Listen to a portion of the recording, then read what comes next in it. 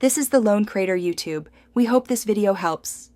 You start by getting both devices on the same network and the same account so streaming can authenticate and sync. Once done, open the Xbox app on your laptop and sign in with the account used on your console. This lets the app discover the console. Make sure your Xbox has network streaming enabled in settings. This is required for remote play.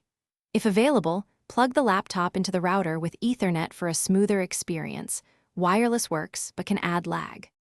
You now initiate the stream. Choose your console from the Xbox app and click Remote Play or Stream to begin. The app negotiates a connection and streams the console's video to your laptop. Pair your Xbox controller to the laptop, USB or Bluetooth, so inputs go directly and reduce perceived lag.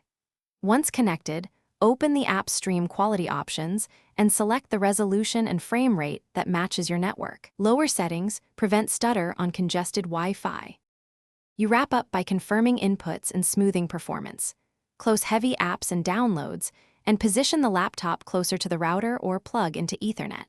If video stutters or controls lag, lower the stream resolution in the app or move to a 5 GHz Wi-Fi band to reduce interference. One key troubleshooting tip: if the console isn't found, reboot the router and both devices, then sign out and back into your Microsoft account. This often fixes discovery.